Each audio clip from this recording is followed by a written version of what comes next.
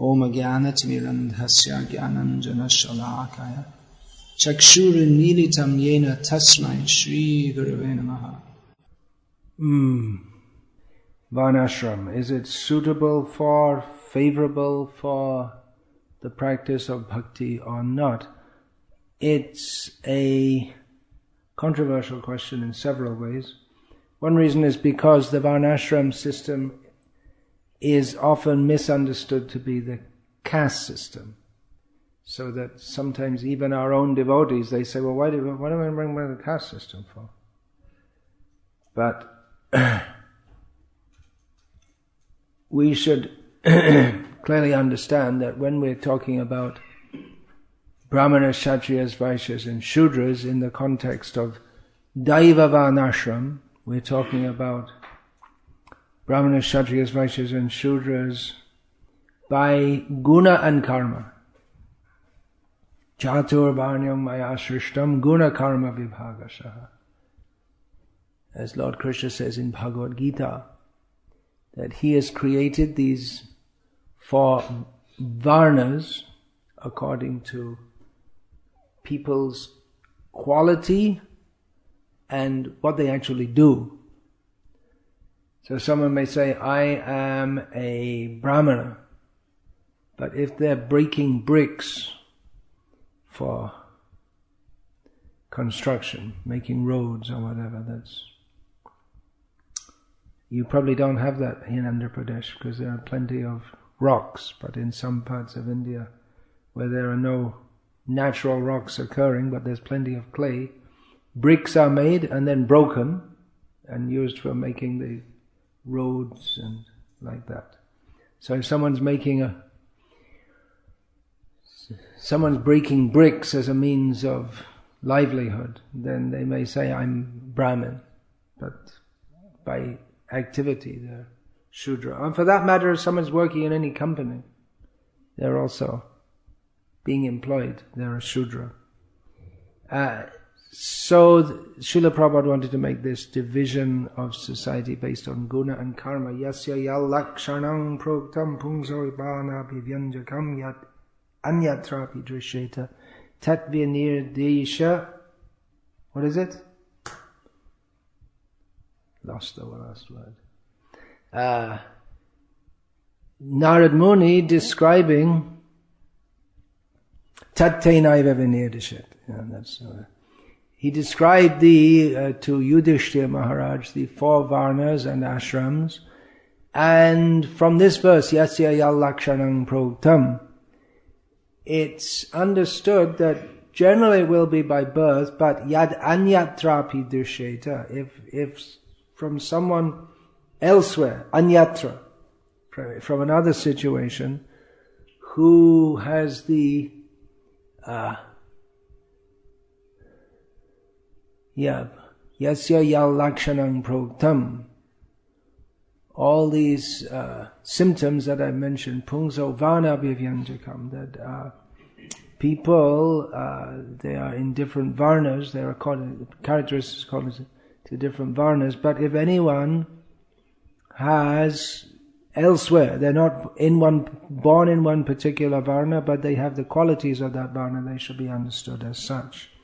So that's one very important point to understand, that we're not propagating the caste system, which is rigid by birth only.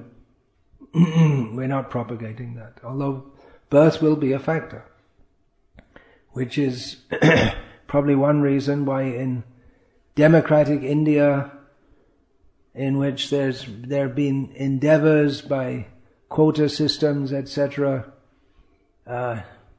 practically since independence, still we don't find many people born in Brahmin families breaking bricks. They're generally doing considerably better than that. And not only Brahmins, also you won't expect to find a Gupta or a Maheshwari breaking bricks. These are Vaishya family. Maybe you don't know if you're from South India, but these are famous names of even we'll find in Shastra the word Gupta is given for Vaishya. It goes a long way back. So generally maybe by birth, even though the society has changed so much, but still a very large number of Guptas are engaged in business compared to other castes, and Patels, and it's supposed to be farmers, but it's also Vaishya, so you'll find that many Patels are engaged in business, in Gujarati Patels, although one of them in the early days of independent India was a politician. So that's one thing. We're not propagating a caste system. Now, Chaitanya Mahaprabhu, he said that. He said, in his instructions, we'll find in Chaitanya Charitamrita, he's talking about the process of devotional service. Eto shabchari ar varnashram dharma akinchan hoya loy krishnaika sharan. He says that giving up all material attachments and varnashram dharma, one should become a kinchan, having nothing in this world, and take shelter of Krishna only. So all right, give up varnashram dharma, Chaitanya Mahaprabhu says. So why are we trying to establish varnashram dharma when Chaitanya Mahaprabhu says to give it up? If it's not there, then why try to bring it in? And Srila Prabhupada tried to introduce it in the Western world where there was no idea of it. So why? Why should we do that? Especially when Chaitanya Mahaprabhu said to give it up. Well, this should be, Chaitanya Mahaprabhu's instruction in this regard should be understood in context. Oh, another important point, in the discussion between Ramananda Rai and Chaitanya Mahaprabhu, and Chaitanya Mahaprabhu asked about the goal of life and the means to attain it, the first proposition of Ramananda Rai was Varnashramacharvata Purushena Parappuman Vishnu Aradhyate Pantha Nanyat Tato Shakaranam. That by following one's duties in the Varnashram system, one should worship Vishnu, and there's no other way to satisfy him. But Chaitanya Mahaprabhu rejected that as being external. So it seemed that Chaitanya Mahaprabhu did reject Varnashram.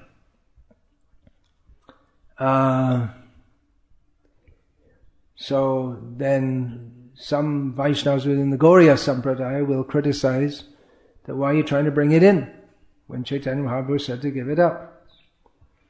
And some Vaishnavas outside the Gaura Sampradaya will criticize the Gaura Sampradaya. What's this giving up Varnashram? That's Chatur Varnam Maya Shrishtam Guna Karma Vibhagasha.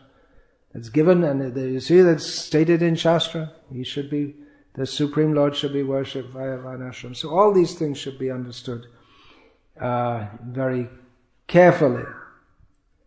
Do we give it up or we don't give it up? Is it part of Vaishnavism or is not part of Vaishnavism? Is it favorable for devotional service or is it not?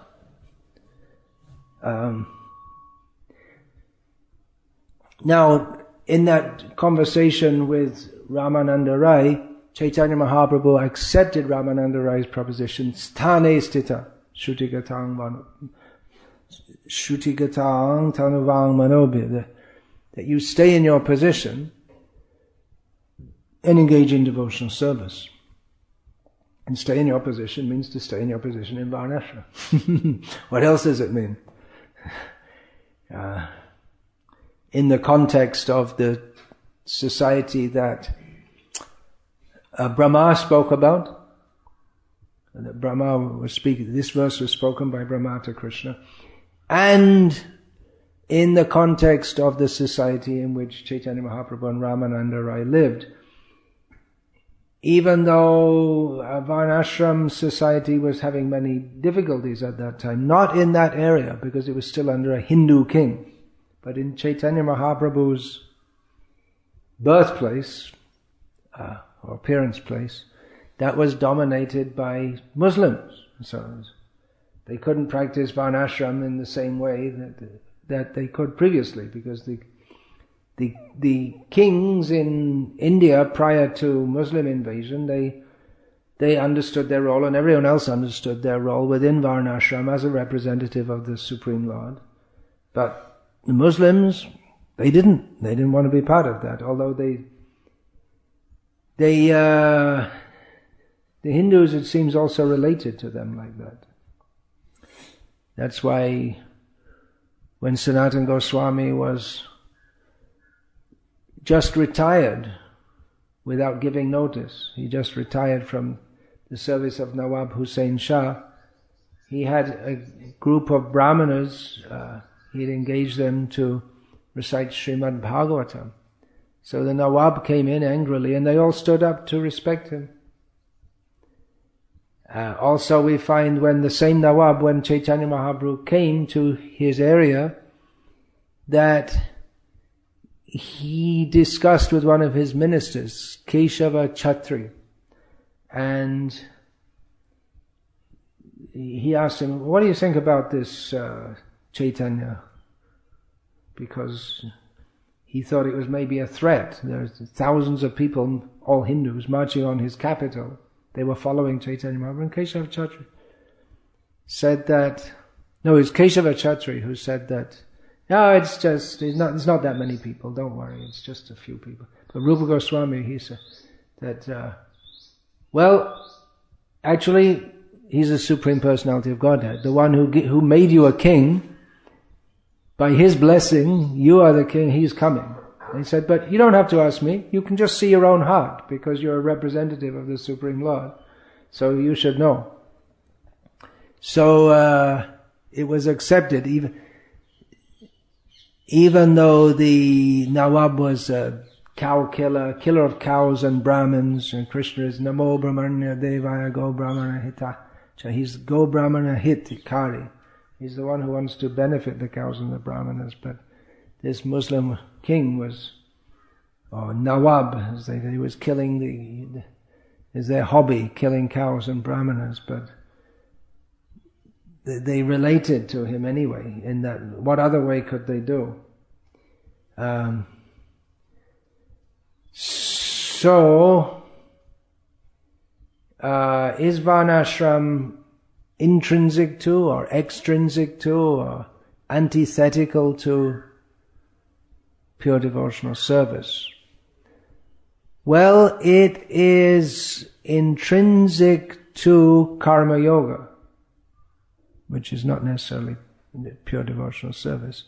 Karma yoga means to act within the Varnashram system and offer the results of one's work for yajna or for Brahma, understood, whether understanding who the Supreme Lord is clearly or not, if one offers the fruits of one's work, but specifically to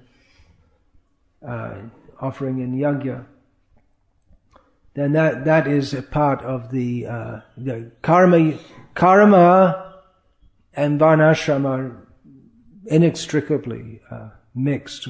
When Krishna speaks in Bhagavad Gita about karma, many times he means swakarma.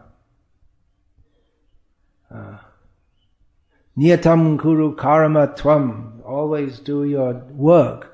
It means swakarma. Swakarma means one's duties as specified for... if one is a Brahmana, one should do the work of a Brahmana. If one is a Kshatriya, one should do the work of a Kshatriya. If one is a Vaishya, should do the work of a Vaishya. If one is a Shudra. So by doing that, one acts in Varnashram and one follows dharma. So in this way, karma and dharma are inextricably mixed. Dharma doesn't mean only karma, but karma,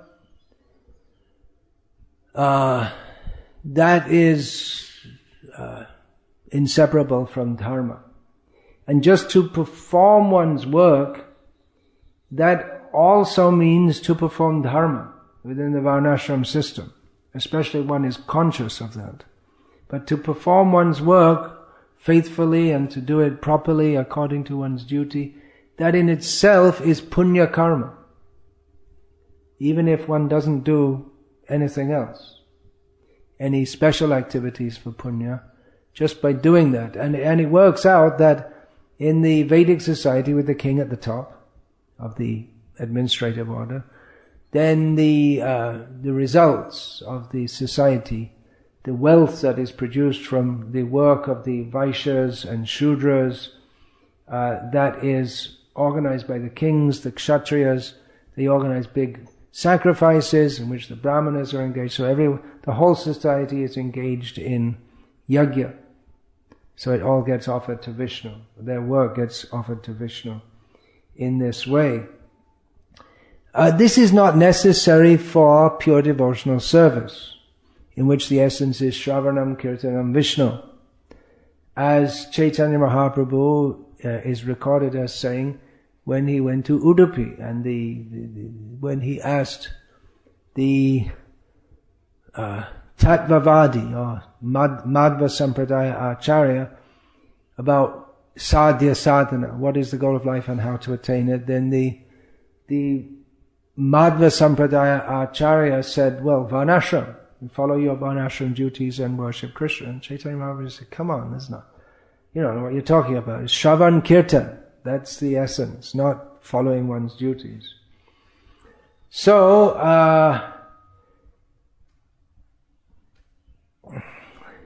Varnashram itself seems to be more centered on karma, and karma, by performing yajnas, that it's supposed that one will come to the platform of jnana. But karma and jnana don't in and of themselves give rise to bhakti, because bhaktya sanjataya bhaktya, bhaktis tu bhagavad bhakta sangena parijayati. Bhakti gives rise to bhakti. Association with devotees gives rise to bhakti. It's not that karma or jnana give rise to bhakti.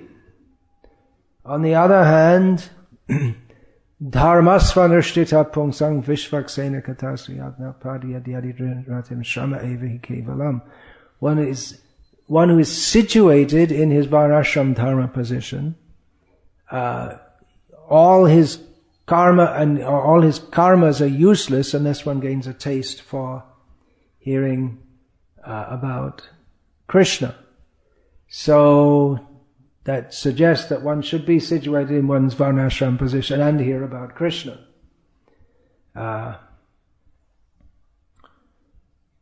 In this series of verses, Savai Pungsang Paro Dharma, they're asking about the highest dharma. So the highest dharma is unmotivated, uninterrupted service to the Supreme Personality of Godhead. So, at some level, Varnashram is definitely there in devotional service. But, at the same time, Chaitanya Mahaprabhu says to give it up. But we see practically that Chaitanya Mahaprabhu and his associates, they mostly acted within the Varnashram system. For instance, Chaitanya Mahaprabhu accepted sannyas, which is part of the Varnashram system. Subsequently in his sampradaya, in the next generation, from then on, hardly anyone accepted until the time of Bhaktisiddhanta Saraswati. One reason for that may be that Rupa and Sanatan, they went to Vrindavan, they left everything, they didn't take sannyas, because according to the Varnashram system, they're not eligible for sannyas, they're already considered, they're outside the Varnashram system because they were serving Muslims, and practically they became Muslims, it seems. They got named Saka Malik Dabyakas, means they went as far as having a Muslim name, means they must have been adopted some of the habits of the Muslims, although Sanatana Goswami was worshipping Madan Mohan, had a temple of Madan Mohan which can still be visited at the old capital of Bengal, at Gaura, near Malda, Ingrezi Bazaar, as it used to be known. So, it's not that Chaitanya Mahaprabhu totally rejected. We could say, well, he accepted sannyas, that's very clearly said as a tool for preaching, that it's not really essential to the essence of what he's teaching. Well, that's what Bhaktisiddhanta Saraswati Thakur said also. So Chaitanya Mahaprabhu accepted sannyas for preaching. We're also accepting sannyas for preaching. We don't think the goal of life is to be a brahmana or a sannyasi, but it's accepted because people respect that order of life. So we still didn't come to any conclusion. Are we going to have Varnasrama or not? What is it? Why is Varnashram external? Chaitanya Mahaprabhu said, Eho bhajya. This Varnashram, it's external. Because Varnashram pertains to the body, and Bhakti pertains to the soul. But within this world, then again, Bhakti has to be performed with the body. Nrideham adyam, with this human body. Nrideham, with the human body, one can perform bhakti. There's also one verse, but anyway, that's by, what is that, dharma sadhana. Do you know that verse? No, it's by a mundane poet, but it says that the body is required for performing dharma and sadhana. So Varnashram may be accepted, but one should not be attached to it.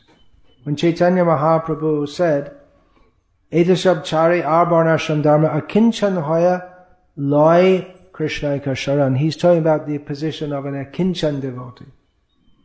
One who, akinchan means he has nothing in this world, who's fully advanced, who has nothing to do with this world. There are examples of that, like Gaura Kishore Das Babaji Maharaj, Bangshi Das Babaji Maharaj.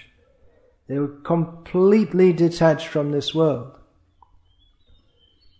They had no social position within it. And Rupa and Sanatana Goswami were like that also. They didn't fit in the Varnashram system, and they didn't fit into anything practically. Socially they had nothing to do. They weren't actively preaching either, Rupa and Sanatana. On Chaitanya Mahaprabhu's order, they were compiling books, showing how to be a devotee, and reviving the lost holy places, finding them out. So Varnashram is a social system. It's not in and of itself a spiritual system, but it's a social system that is suitable for practicing bhakti within. Atapumbe dvijashresha varnashrama vibhagasya svanushthitasya dharmasya sangsiddhim haritoshana. Again, there's another verse. By following all the rules within Varnashram, one has to satisfy Hari. That's the highest perfection of it. So it's a social system. But that social system is, if followed while cultivating devotional service to Krishna, it is favorable for devotional service. Whereas the modern life in which work hard, make money, live comfortably, enjoy your senses, this society is not favorable. Whereas now we'll find people within the Varnashram system who also believe that. They believe that by living a pious life, you live comfortably, you enjoy your senses, but still there are some limits. That, for instance, you can enjoy life, but only with your own duly married wife or wives. You shouldn't drink wine. Drinking alcohol is considered extremely sinful and low class in Vedic culture. So within the Varnashram system, one has to follow some rules. So it can be an obstacle if one thinks, well, I'm a Brahmin and I'm better than you because you're a Shudra. this way of thinking is antithetical to bhakti.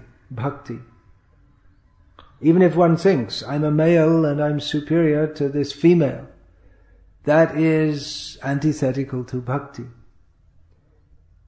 So the Varnashram system should be followed because some social system has to be followed. We need to cooperate. And this is the best system. It's Krishna's system. So in that sense, by not following Varnashram, in one sense it's going against Krishna because it's Krishna's system. Rejection of Varnashram is a rejection of Krishna's system. Unless one comes up to the transcendental platform. That rejection means rejection of the social system because we're not in society.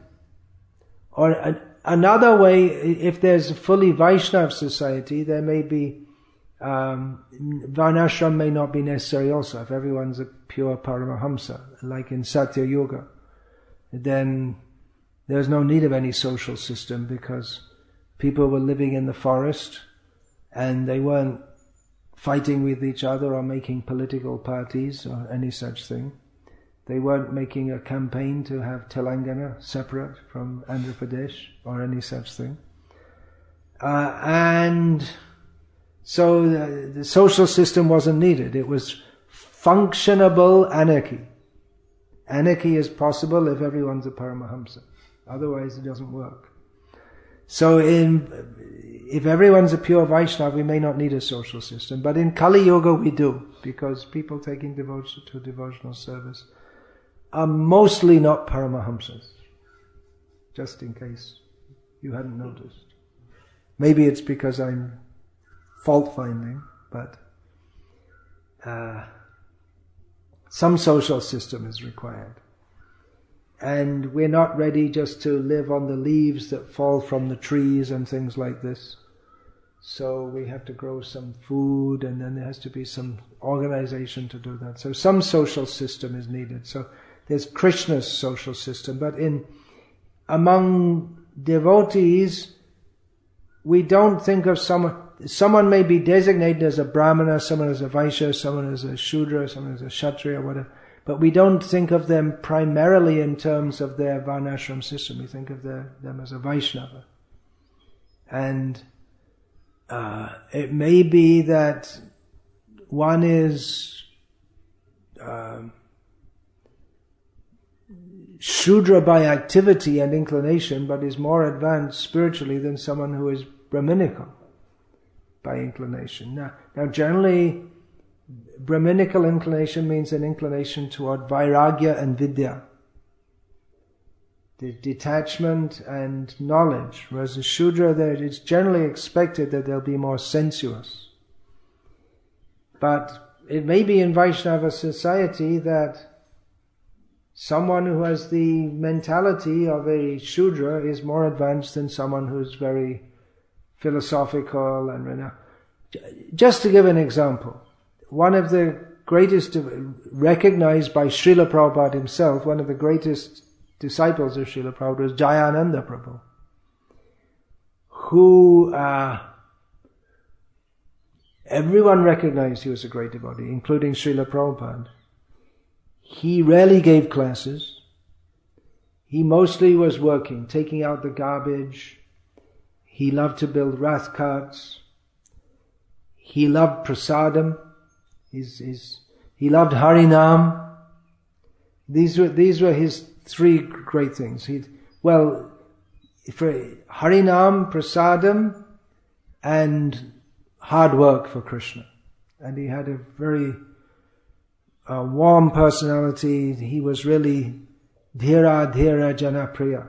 Everyone loved him. Even people who didn't like devotees, somehow or other, he melted their heart because he was so pure and so loving. I never personally met him. Srila Prabhupada, when he gave Gayatri Mantra to Jayananda, and then he told the mantras and Jayananda would say them back, and Srila Prabhupada was roaring with laughter at his mispronunciation. So, by inclination in terms of work, you could say he was more like a Shudra. In terms of bhakti, he was more elevated than any great philosopher or scholar. So that's the transcendental understanding. I hope I don't get shot for someone said I called him a Shudra. Because to call someone a Shudra is usually it's an insult, but I'm just making some analysis here to bring home the point. So, Varnashram is also, it's a system of control, of organization, and it controls us. That means in Varnashram society, you can't just go out and buy a bottle of wine and drink it. And well, every social system is a system of control, but this system of control is to save people as far as possible. They have to take to it seriously. To save people as far as possible from deep degradation. And it's also meant to be a system of purification. Because by worshipping Vishnu, even if one worships from the platform of karma kanda, it's a removed system of worship, in which one is actually thinking of one's own sense gratification, but one cannot avoid worship of Vishnu by performing yajnas. So, some purification is there. But Varnashram will never give rise to prema, to love of Krishna. As Chaitanya Mahaprabhu told the Acharya in Udupi, that simply following Varnashram, you might get moksha, and we'll find by following Varnashram, one may eventually come to the point of attaining moksha, but not Krishna prema, not pure love of Krishna. So we'll find that the Vaishnava Sampradayas outside Chaitanya Mahaprabhu Sampradaya, they aim at mukti. But their idea of mukti is to go to the spiritual world and there be engaged in the service of Lakshmi Narayana or Sita Ram or whichever form of the Vishnu they're centered on. But Chaitanya Mahaprabhu, his idea went further. Krishna prema, without even desire for liberation, just completely immersed in love of Krishna for Krishna's sake. Not personal desire, not even wanting mukti. So, if one is attached to Varnashram, or if one thinks of himself in terms, I'm a Brahmin, I'm a Vaishya, or whatever. Now, if one thinks like that, that's an obstacle to thinking of oneself as Chaitanya Mahaprabhu said, that Naham Vipro na cha narapati napi Vaishya na Shudro. What's the next line? Naham Varni Grihapati Vanasto Yatinam Va, something like that. Kintu Prodyan Nikela Paramanandam Purnamritabdya Gopi Bhartu Padakamalayo Dasu Dasa Nadasa. So Chaitanya Mahaprabhu, in this way, he gave us our real identity, how we should identify. He said, I'm not a Brahmin, a Kshatriya, a Vaishya, a Shudra, a Brahmachari, a Grihastha, a Vanaprastha, or a Sannyasi.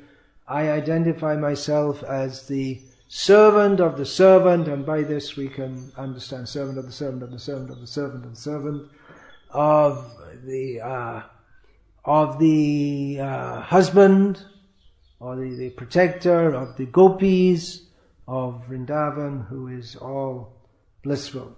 So I'm a servant of the lotus feet of servant of the devotee. So that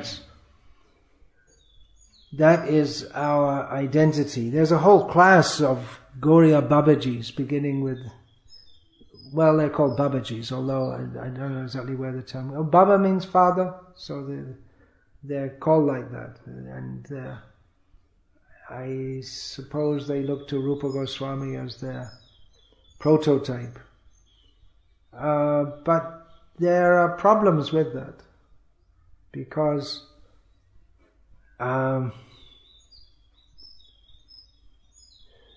it's difficult. Difficult, that form of life in which one is completely cut off from any society. So we find that in the Gauriya Sampradaya, prior to Bhaktisiddhanta Saraswati Thakur introducing this sannyas and having the mud system, the brahmacharis and sannyasis would live in a mutt, Gauriya mutt. Prior to that, people who were in the Gauriya Sampradaya, they would mostly be householders. And then if they wanted, which means within Varnashram, at least nominally within Varnashram, or to a large extent within Varnashram, however well Varnashram was going on, it's already breaking down. Within the caste system, you could say, there was within the caste system. And even the gurus within the Gauriya Sampradaya was all in the caste system, means that those who are Nityananda Vangsha gurus, their family name would be Goswami or Bhattacharya, something like this. They'd be from a Brahmin family, and only they could be. They made the Vaishnav Sampradaya part of the caste system. The Nityananda Vangsha Brahmins, they would be the gurus of certain castes. And Advaita Vangsha Brahmins, only those who are born in that family, they could be gurus, and they would be gurus of higher castes actually. Advaita, they would think themselves better because they'd give initiation. They wouldn't give to all the riffraff, but only to the higher castes. As Nityananda, because Nityananda is more merciful, so they'd give to anyone. So, and then there are other different parivars and this and that. And then there's some Babajis were giving initiation also. But that mostly who was giving initiation, it was by birth. So they'd made Chaitanya Mahaprabhu's movement part of the caste system. So that was an anomaly.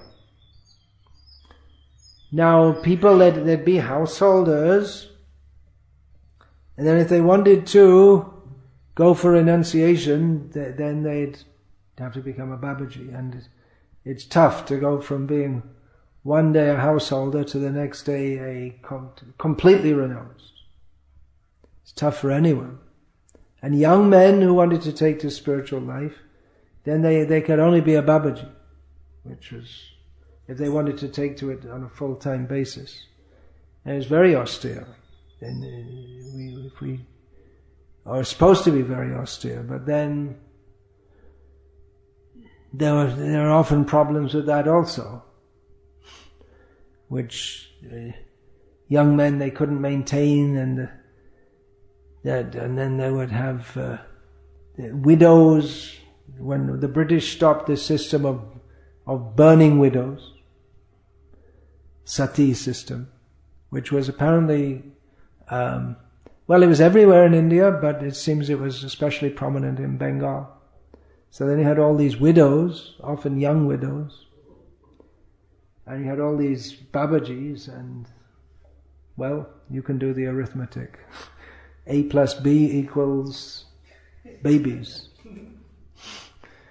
And there was a whole caste called Boshtam, which means the children born. Boshtam is a corruption of Vaishnav. Vaishnav become Boshtam. So there was a whole caste of these rejected people. So you can imagine what Bhaktisiddhanta Saraswati was up against. So there were various...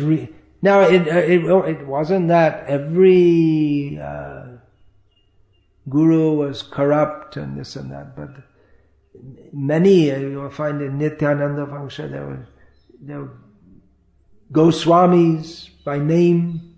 They were giving initiation, but they were also serious practitioners. They worshipped the deity, they wrote books, and they were seriously practicing. But they would just give initiation to anyone because they had to maintain their family, I guess, is one reason. And they thought they were giving some mercy. And in some ways they were giving something. At least people identify themselves as Vaishnavas, even if they're eating fish, which most of them did.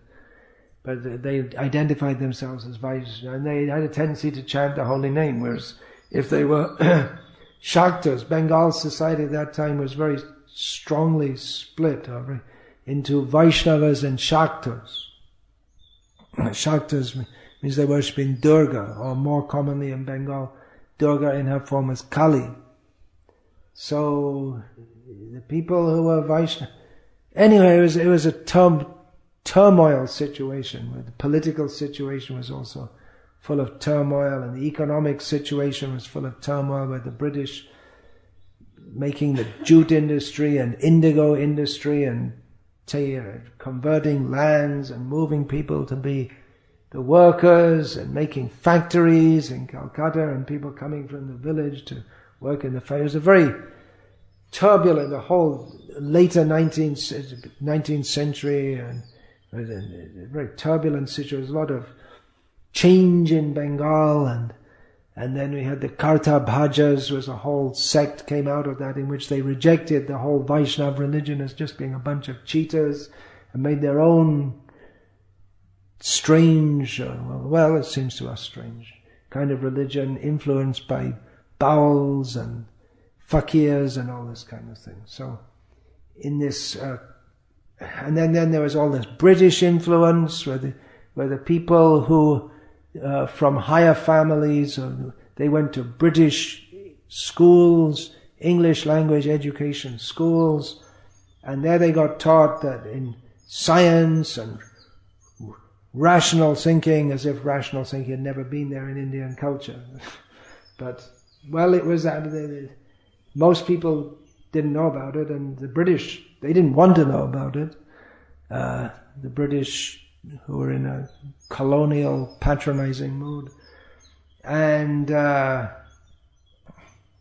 so they got the idea that the British culture is far superior, and then at the same time they didn't want to give up their Indian identity, so they made all these reformist movements like Brahma Samaj and Ramakrishna Mission to try to revamp Hinduism in line with the modern age. And Bhaktisiddhanta Saraswati Thakur also did that to some extent. Anyway, I was getting off. I'm just trying to give some idea of why Bhaktisiddhanta Saraswati Thakur did institute this system of having mats with brahmacharis and sannyasis. There are various reasons for that. We may say, well, what's this, having brahmacharis, sannyasis? Well, we're not supposed to have varnashram.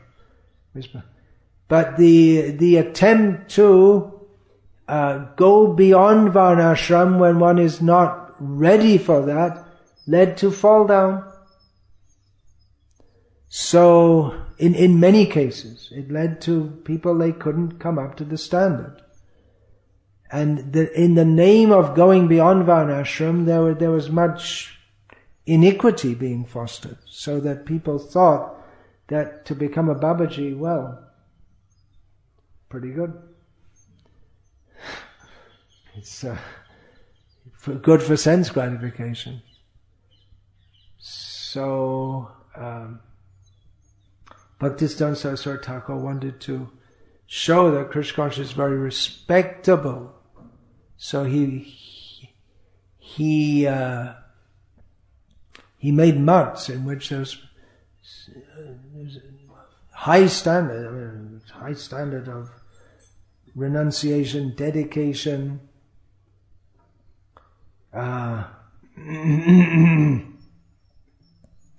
So anyway, that's a bit much to get into now. I did discuss it a little bit in Bhaktisiddhanta Vaibhava, but not in great detail. In fact, I didn't discuss anything in great detail in that book. It's just really an introduction. Yes. So, by Varnashram, one can achieve perfection. By remaining within the Varnashram system, one can achieve perfection, and Krishna himself gives the example in Bhagavad Gita in this regard of Janak Maharaj, who was fully perfect Vaishnava, and he followed the Varnasrama system. And there are innumerable examples, but Krishna gave that example within the Bhagavad Gita. Why exactly he gave Janak, I don't know. I have to see what any of our acharyas have said, but he gave that example. Which Janak? Usually when we say Janak, we mean the father of Sita. Well, there have been many kings in that line by that name. So, to identify with the Varnashram system is an obstacle in devotional service. To think, I am a Brahmin Vaishnava and I am better than a Shudra Vaishnava is offensive. Yasyam va naraki saha Vaishnave jati buddhi. One who thinks of a Vaishnava in terms of jati, social designation, is of hellish intelligence. But on the other hand, to not adopt Varnashram, or to not follow the rules and regulations of Varnashram, if one is not on the perfect stage, that can also be very dangerous. If one artificially tries to come to a platform for which he's not fit, of total renunciation. And most people will be married. And those who are not married, they say they want to be brahmachari or sannyasi, they also need an understanding and interactive society to work with it. If one is a sannyasi, but the women think, hey, he looks pretty cute, let's go and talk to him. It's going to be very difficult to be a sannyasi. But in most countries of the world, even today, if someone is dressed as a monk or whatever denomination he may be, the women understand. He's okay, keep away, not meant for you. So that's a social to dress in a certain way as a monk. That is a statement that someone has taken up a religious way of life, and it's also a protection. Now, if one is a kinchan, means here Chaitanya Mahaprabhu said, Eta Shabchari Arbanashram Dharma Akinchan Haya Lai Krishnaika Sharan. One is a kinchan means he doesn't dress in any way to identify with any group because he's not part of any group. So still dressing as a monk or a sadhu shows oneself to have some kind of designation that is recognizable by materialistic or ordinary people. But that's also helpful. And actually even the Babajis like Banshidas Babaji, then they didn't dress in any particular way, means, well, some days wouldn't dress at all, or they just have some cloth around them, that's all. So they didn't dress in any specific way, just put some cloth to cover their private parts, and that's all. But there's no distinctive color. Would mean just cloth is generally white or off-white, so they would just wear that. Not because that their color is white, but just that's the color it is. So neglect of Varnashram can be an obstacle, or will be an obstacle in the advancement of devotional service. If one is a householder and doesn't discharge his duties responsibly, that can also be an obstacle. That will make one's family life turbulent, and it will also cause one to commit some offenses. For instance, if one is married and he doesn't make any effort to maintain his family, married man, then that's one kind of offense to the family members. Or if the wife doesn't support and serve her husband. That's going against her dharma. Now it may be that if one's on a very high level, he may do that. Tukaram is famous for not doing anything to support his family. And it may be that women, Mira, she was famous for being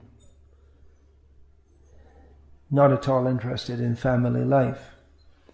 But that may be there in very advanced cases, but in general one shouldn't do that because it'll set a bad example. And you think, well, it becomes an excuse. I'm not going to do any work. I'm sitting at home and chanting Hare Krishna. But the real motive is to avoid work, not to chant Hare Krishna. It becomes an excuse. So it's better that one chants Hare Krishna and goes to work. Does both, not use one as an excuse for the other. Avoiding work as an excuse for bhakti.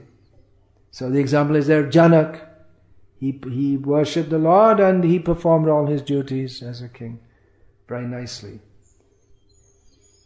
There are many verses in Shastra. Actually, there are many verses also in Shastra which says that a Vaishnava should follow the Varnasrama. Or even that a Vaishnava is one who does follow all the duties of Varnasrama. So there are different levels. Chaitanya Mahaprabhu wanted to bring devotees to the level of prema.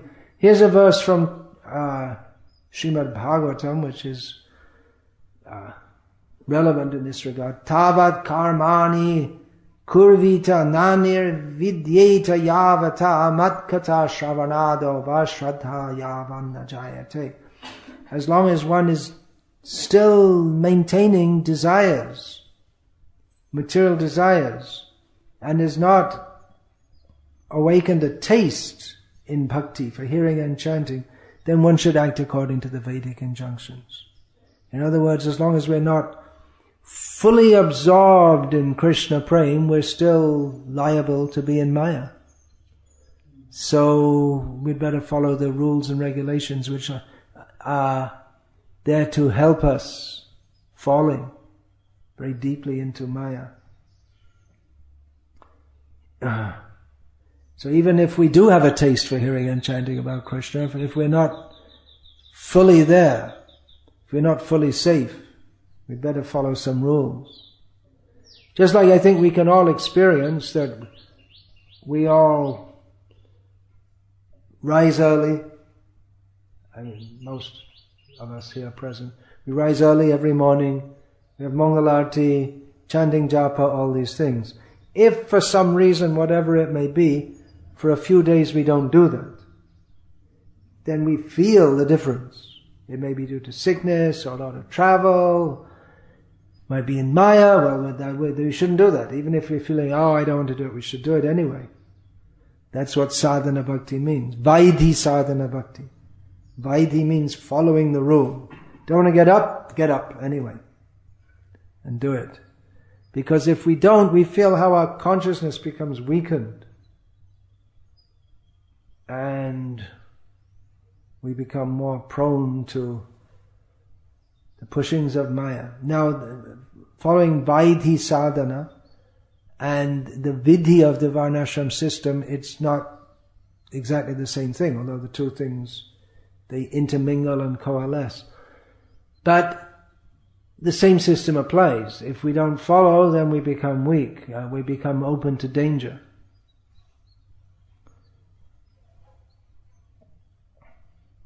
So, in the West, if we talk about Varnashram, people haven't got a clue what we're talking about. They think we want to bring in some hierarchical system, although they have this idea of egalitarianism, but everyone's the same. But everyone's not the same anywhere. In the West, there's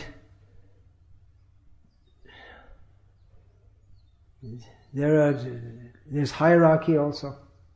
If you go to work in a company and the boss says, okay, do this, you say, what do you mean do this? You do it. I'll give you orders. Then you can't work. There's a hierarchy, you have to follow it. It's not that there's upper and lower. Of course, there's mobility within that. So that's what we're saying within the Varnashram system. There is designated hierarchy, but there's mobility within it. But it is set pretty much from the beginning of life. That's also not from the very beginning, but it's seen. If a boy is suitable for Brahminical training, should be given Brahminical training. If he's suitable for Vaishya training, should be given Vaishya training, which makes a lot of sense. People say, I have to send the children to school. Why? Why should a child go to school for 10 or 12 years if at the end of it, he has to learn mathematics and science, and at the end of it he's going to drive a truck? What do you need to go 10 years in school for that? I mean, for almost all jobs that people do, they don't need mathematics or science. So, what's the point of giving them so much education? So people can be trained from a young age. If they're not of intellectual bent, then train them instead. Train them to make pots or do artwork or music or something. But everyone has different inclinations. So in the West they haven't got any idea, and in India when we talk about Varnashram they think about caste. So we really need to discuss it a lot to understand it.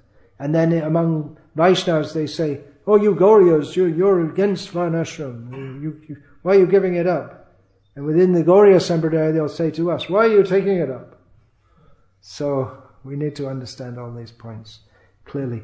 There could be a lot of discussion about this because it's a huge topic, but I think I'll just stop there. I won't take questions because it's entering the chakra vyuha. It's easy to go in, but there's no way out. Hare Krishna.